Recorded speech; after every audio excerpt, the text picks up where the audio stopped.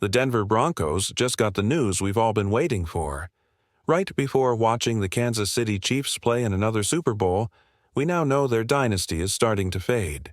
Whether they win or lose, their biggest contracts are tied up in just a few players, who are getting older every year. Meanwhile, the Broncos are young, hungry, and ready to fight.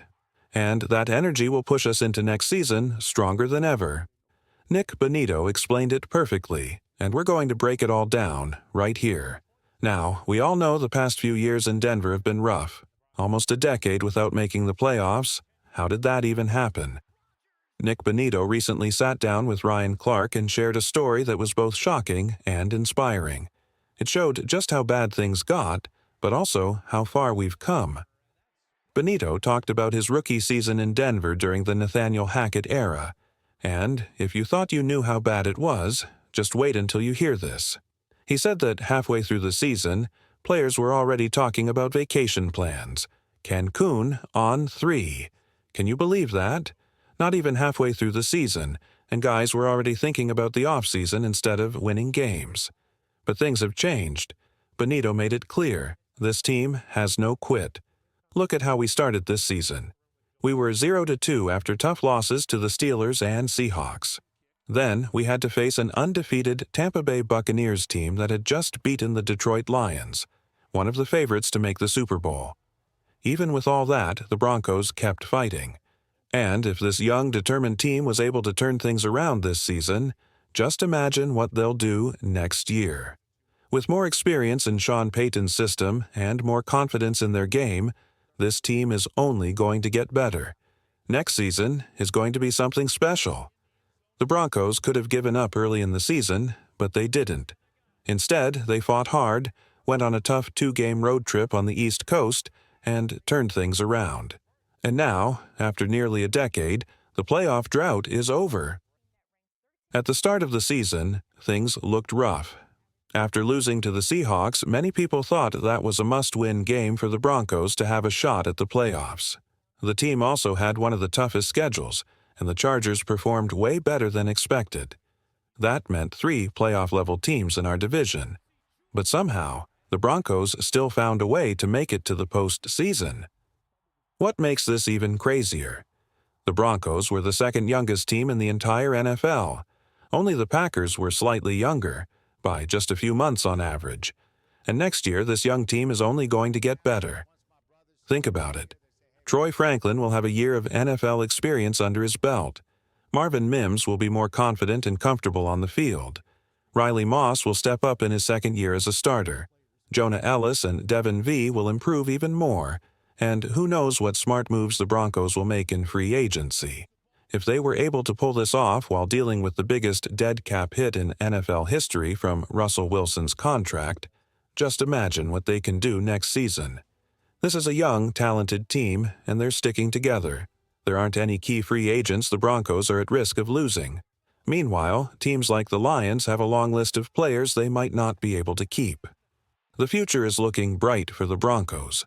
And this is only the beginning. Right now, the Broncos are in the best possible position for success. You know that quote from The Office, when Michael Scott says, "I wish somebody told me we were in the good old days before they were over." Well, guess what? These are the good old days for Broncos fans. This is just the beginning, and we're lucky to be here for it. Looking ahead to next season, the schedule is shaping up really well. This year, we got a bit lucky by playing teams from the NFC South, which wasn't the strongest division. We faced teams like the Panthers, who struggled all year, and the Saints, who had their own issues. Next year, things are looking even better. Just take a look at some of the home games. Jacksonville Jaguars, a team that just fired their coach. Tennessee Titans, still trying to figure out their quarterback situation. Dallas Cowboys, always hyped up, but never quite live up to expectations. New York Giants, statistically one of the worst teams in football last season. Outside of division games, we also get to play the Raiders at home and on the road. Those matchups will always be tough, but winnable. Then we have Green Bay Packers, a solid team, but one the Broncos match up well against. Cincinnati Bengals, a team that barely beat us in overtime last season, And now, they might lose some key players like T. Higgins and Jamar Chase, which will make them weaker. If we almost beat them last year on the road with a rookie QB, imagine how much better we'll do at home with more experience. And on the road, we have even more great matchups. Indianapolis Colts. We already saw how well we played against them. Houston Texans, a team we match up well against. Las Vegas Raiders, always a heated rivalry, but one we're ready for. With this schedule and a young team that's only improving, next season could be something really special for the Broncos. Next season, the Broncos are going to be even stronger. We lost twice to the Chargers this year, but that's not happening again. And let's not forget, we were just a blocked field goal away from beating the Chiefs. With the way things are shaping up, the Broncos will make the playoffs next year, and they could go much further than that. One big question is, what moves will the Broncos make in free agency and at the trade deadline? There are definitely some areas that need improvement, some positions we must fix, some we hope to strengthen, and others that would just be nice additions. One key area is wide receiver. The team could really use a veteran to bring experience to the offense. Sean Payton even talked about it in an interview with Kay Adams, mentioning his conversation with Rams coach Sean McVay while on vacation in Cabo.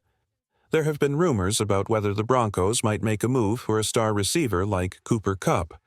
Some reports suggest the Rams might even be willing to cover part of his salary, which would make the deal much more appealing.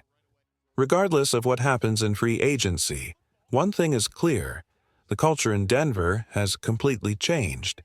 This is not the same team from a few years ago. Sean Payton is a serious contender for NFL Coach of the Year. Patrick Surtain is one of the best defensive players in the league. Young players like Bo Nix and Troy Franklin are ready to take a huge leap forward. This is just the beginning of something special for the Broncos. Looking ahead to next season, what's your boldest prediction for the team? Let's make a quick prediction. What do you think the Broncos' ceiling and floor will be next season in terms of total wins? This year, the Broncos managed 10 wins, and most of their losses, except for the one against the Ravens, were extremely close. Even in the playoffs, they were basically tied at halftime on the road against the Buffalo Bills, one of the hardest places to play, especially for a rookie quarterback. With how much this team has improved, I think 10 wins is now the bare minimum for the Broncos. This is a young and hungry team that is only going to get better. And if they make the right moves this offseason, which Sean Payton has done perfectly so far, there's no reason they can't take another big step forward. Just think about the progress. Under Nathaniel Hackett, they were a 5-win team, and players were already talking about vacation by week 6 or 7. Last season, they jumped to 8 wins. This year, they hit 10 wins. Next year, 12 to 13 wins is a real possibility. The way this team is developing, watching the Super Bowl tomorrow will feel different. This might be one of the last times we have to sit back and say, we had no shot at making it this year. Because from here on out, the Broncos aren't just competing. They're building toward something big. What do you think? What's your bold prediction for next season?